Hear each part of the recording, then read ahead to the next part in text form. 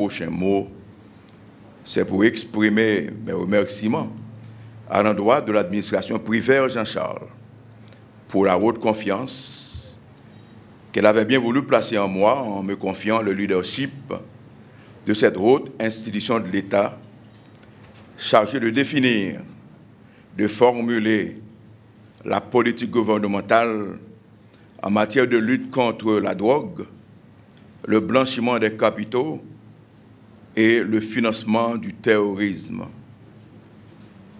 Qu'ils en soient remerciés. Les instructions qui m'ont été communiquées à cette nomination en rapport avec la législation régissant la matière étaient de remettre sur les rails cette institution qui était à son niveau le plus bas, en dépit, naturellement, de la bonne volonté de certains de mes prédécesseurs. Il fallait tout d'abord restructurer l'institution, restaurer l'autorité de l'État. Il fallait affirmer et rendre manifeste la volonté politique de l'État d'Haïti de lutter effectivement contre la drogue, le blanchiment des capitaux et le financement du terrorisme. Il fallait prendre, de concert avec la police nationale, la DCPJ, le BLTS, le BAF, toutes les dispositions pour mettre les narcotrafiquants hors d'état de nuire.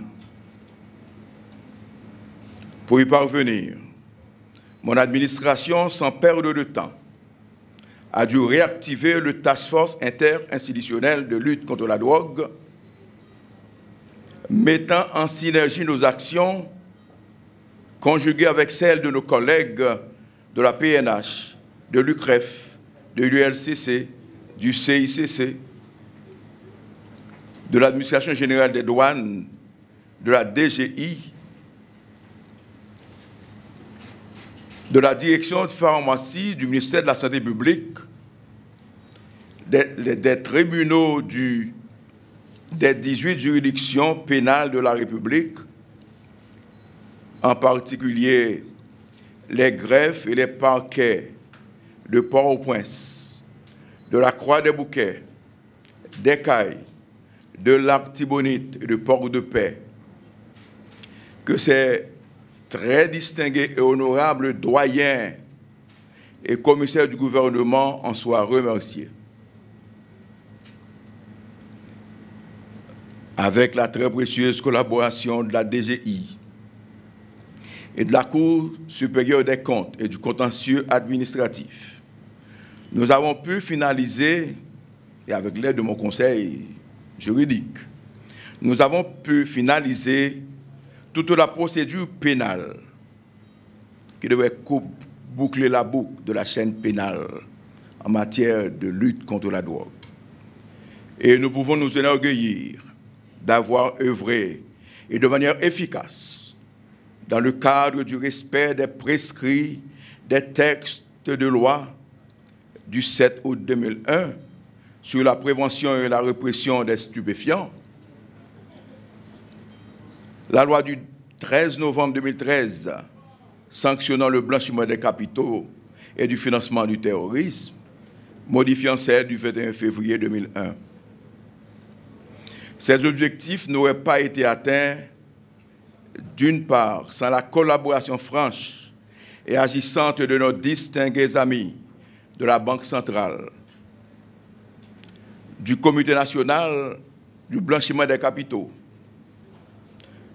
de notre système judiciaire, de l'Association professionnelle des banques, et d'autre part, et surtout, du support technique, opérationnel et financier de nos partenaires américains, particulièrement le bureau de la DEA en Haïti et le bureau de l'International Narcotic Matters du département d'État. qu'ils en soient publiquement remerciés.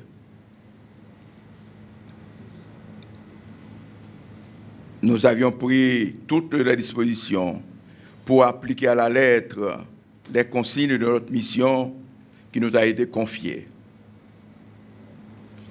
L'application stricte de nos lois, aussi bien des accords, traités et conventions, ratifiés et signés par Haïti, sanctionnant le narcotrafic, le blanchiment des capitaux et le financement du terrorisme. La redynamisation, le renforcement et le maintien d'une coopération internationale intelligente et fonctionnelle avec nos partenaires des Nations Unies, de l'OEA, du GAFIC, le groupe d'action financière internationale pour la Caraïbe et de la CARICOM. Et enfin, la coopération bilatérale agissante et dynamique avec nos partenaires des États-Unis, de la France, de la Colombie et de la République dominicaine. Voilà, mesdames, messieurs, monsieur le coordonnateur entrant et chers collègues, en quoi consiste le mandat de la Commission nationale de lutte contre la drogue, le blanchiment des capitaux et le financement du terrorisme. Les cadres bien entraînés et l'ensemble des dynamiques employées de la CONAL sont déjà à votre disposition pour continuer ces deux tâches pour lesquelles ils sont déjà très sensibilisés et très motivés. Sur instruction du Premier ministre, M. Jacques-Guy Lafontaine, j'ai l'honneur de procéder ce matin à l'installation de M. Lenaire Renaud au poste de coordonnateur du bureau de la Commission nationale de lutte contre la drogue, la CONALD.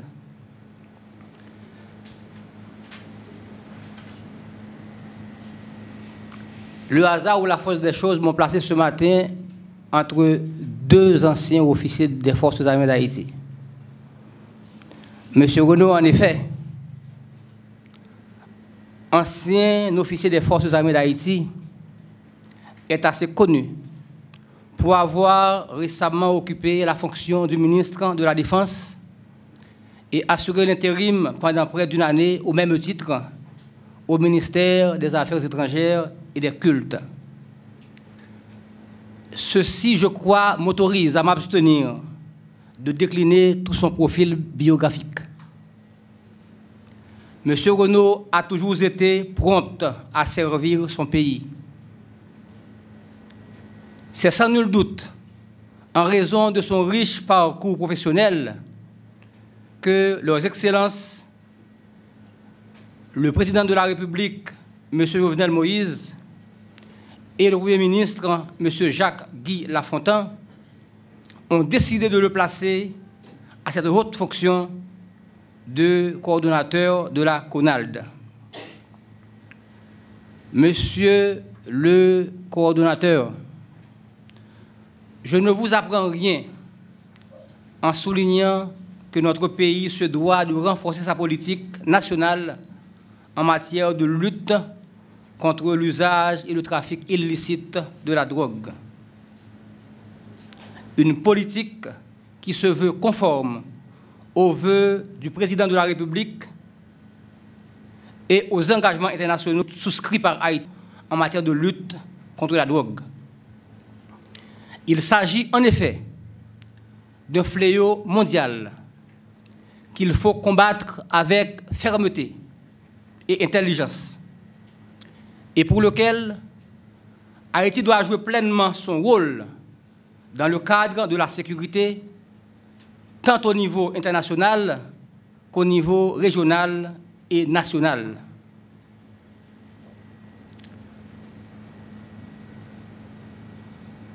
On vous sait capable de remplir efficacement cette mission en assumant pleinement les fonctions d'animation, de coordination et de suivi des actions entreprises par la CONALD.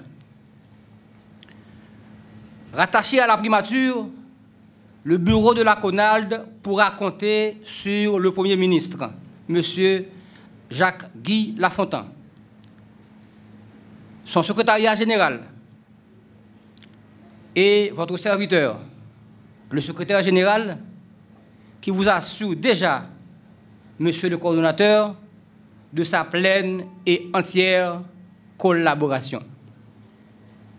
À vous, personnel du bureau de la CONALD, à quelques rangs que vous apparteniez au niveau de la hiérarchie, je vous souhaite bonne continuation et vous invite à apporter toute votre collaboration au nouveau coordonnateur pour la réussite de la mission qui est désormais la sienne à compter d'aujourd'hui. Mesdames et messieurs, ce n'est pas sans émotion que je vais vous demander de me permettre de me tourner un moment vers le coordonnateur sortant du bureau de la CONALD, M. Antoine Atouriste, pour lui exprimer, tant au nom du Premier ministre qu'au mien propre, les remerciements de la République et du gouvernement pour les responsabilités assumées à la CONALD.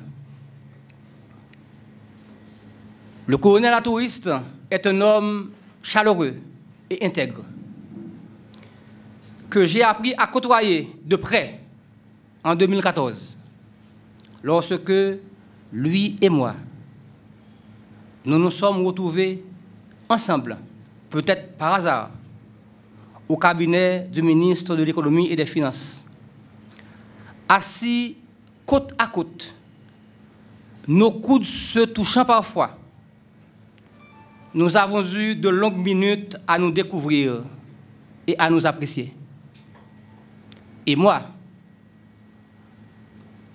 à apprendre de la riche expérience de cet officier émérité et exemplaire, professeur d'université, grand érudit, mais malgré tout, vous l'avez sûrement constaté, discret, voire même timide.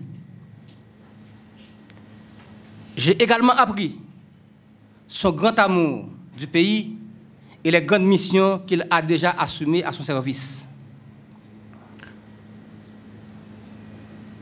Aussi, n'ai-je pas du tout été surpris lorsqu'il a été placé à la tête de la CONALD, après avoir, pendant un certain temps, brillamment dirigé les destinées de l'ULCC.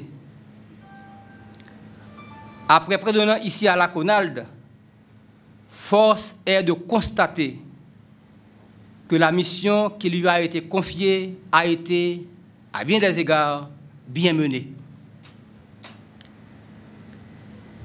Monsieur le coordonnateur sortant, il me plaît donc de vous présenter, au nom du gouvernement de la République, mes plus vifs remerciements pour le travail accompli. Je vous souhaite bonne continuation et du succès dans vos nouvelles activités et, je n'en doute nullement, dans vos prochaines fonctions. Vous méritez de la patrie. Monsieur le nouveau coordonnateur,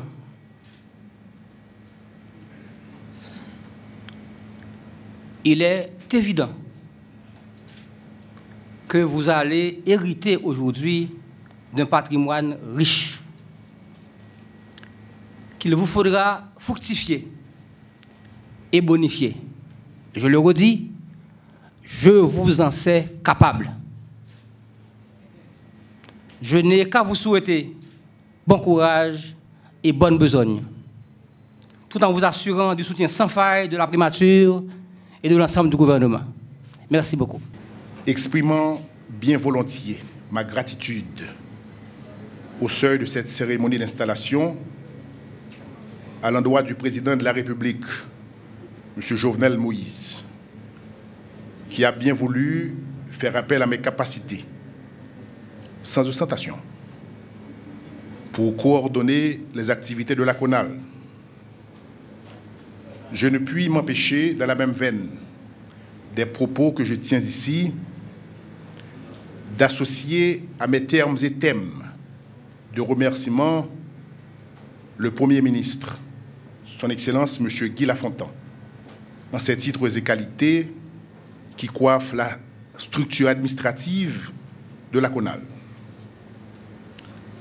C'est un honneur pour moi de devenir au poste dont je prends possession aujourd'hui un collaborateur important du président de la République, et je m'empresse du fait même, Monsieur le secrétaire général, de vous prier d'être l'interprète de mon appréciation pleine et entière à l'endroit du chef de l'État qui me confie une charge dont le sésame particulier est le mot confiance.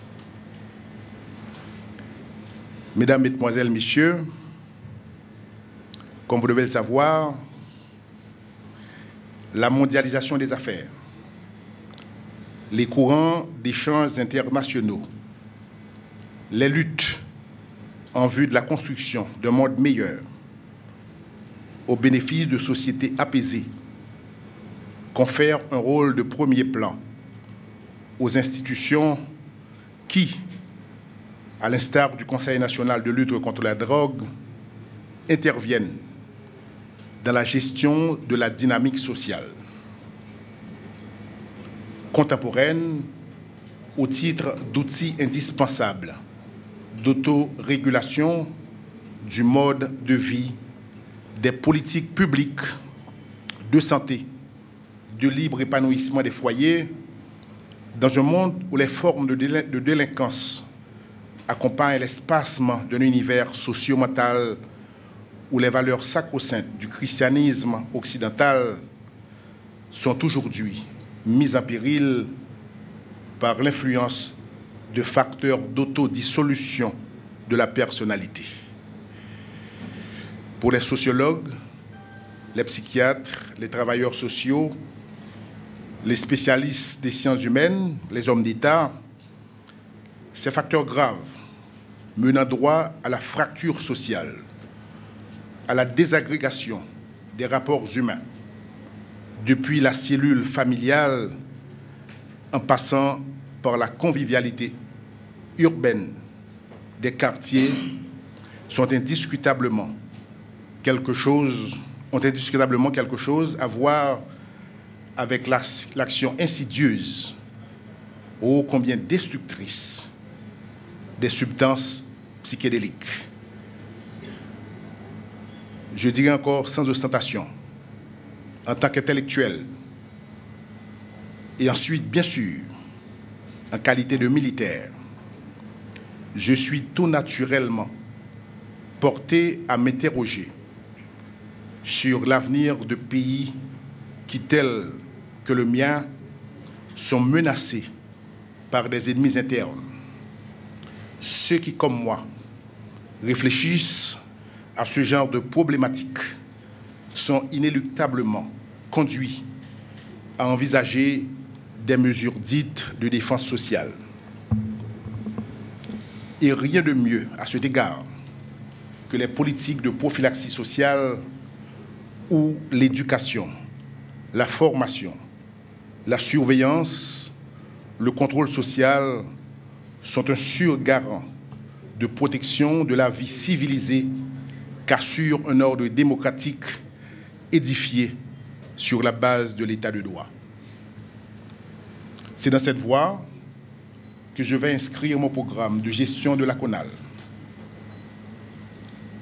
La loi, le droit, la justice, le souci de l'équité en toutes choses seront les éléments guides du combat à livrer contre les forces ténébreuses qui signent l'arrêt de mort de nos jeunesses en crise et de notre état faible. Ce combat ne peut être gagné sans le concours de chacun, sans le support indispensable et lucide des masses médias.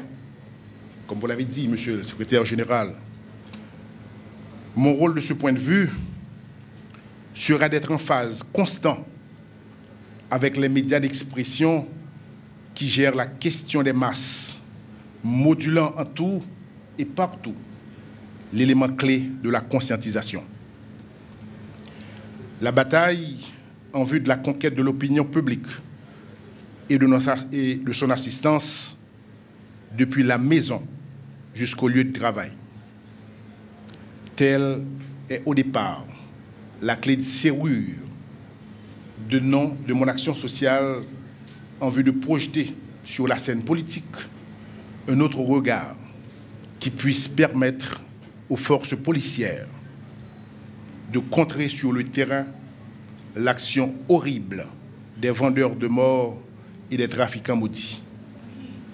Mesdames, Messieurs, Monsieur le Secrétaire général, Monsieur le Ministre, je suis conscient, mais éminemment conscient, de l'ampleur de la tâche qui m'attend. Comme pour de nombreux spécialistes qui de par le monde, travaillent à préparer l'avenir des jeunes qui vont à l'école et à l'université. Mon intérêt se porte d'emblée vers les centres de réhabilitation et l'entrée en lice des psychologues sociaux dans une perspective de modernité dont les moyens d'obvier à la destruction de la société alentour. Je m'engage donc, Monsieur le Secrétaire général, à entretenir avec vous un constant et un voisinage intellectuel propice à la conceptualisation budgétaire et moyens devant assurer le plein succès des programmes et activités qu'ensemble nous aurons à élaborer. D'ores et déjà, je convie les employés de la CONAL à mettre en œuvre les efforts nécessaires qui désormais les signaleront dans notre milieu comme les civilisateurs d'un genre de vie nouveau d'où la drogue sera bannie. Pour terminer, je dirais au colonel Atoris de suivre mon regard. Aujourd'hui, c'est la CONAL. Hier, c'était le CICC, basé à l'aéroport, où vous et moi, nous avons donné toute la mesure pour lutter contre ce fléau de la drogue. D'aucuns disaient que nous étions les espions de la DEA, nous étions les espions des États-Unis d'Amérique, j'en passe. Mais nous étions là pour voler au secours de cette jeunesse. Nous étions environ 5 dans cette boîte à l'aéroport qui, par décision du ministre de l'Or, le général Williams Regala, vous vous rappelez bien, le colonel Alex Richard Silva, Adler Idma, le colonel Franck Chelin, le major Yves Célestin, tout ça, pour livrer une bataille sans merci contre la drogue. Le destin nous a appelés ailleurs. Nous avons laissé le CICC et respectivement, nous avons occupé des postes importants dans l'État, que ce soit au rang de ministre, vous comme ministre de la Défense, moi comme ministre de la Défense, ministre des Affaires étrangères, mais nous n'avons pas fléchi. Nous avons donné toute la mesure pour que la CONAL soit aujourd'hui une réalité. Nous ne sommes pas de nouveaux éléments lâchés sur la scène. Monsieur le Secrétaire général, merci d'être venu. Merci à tout le monde d'être là pour assister à la cérémonie de ce matin. Je vous remercie.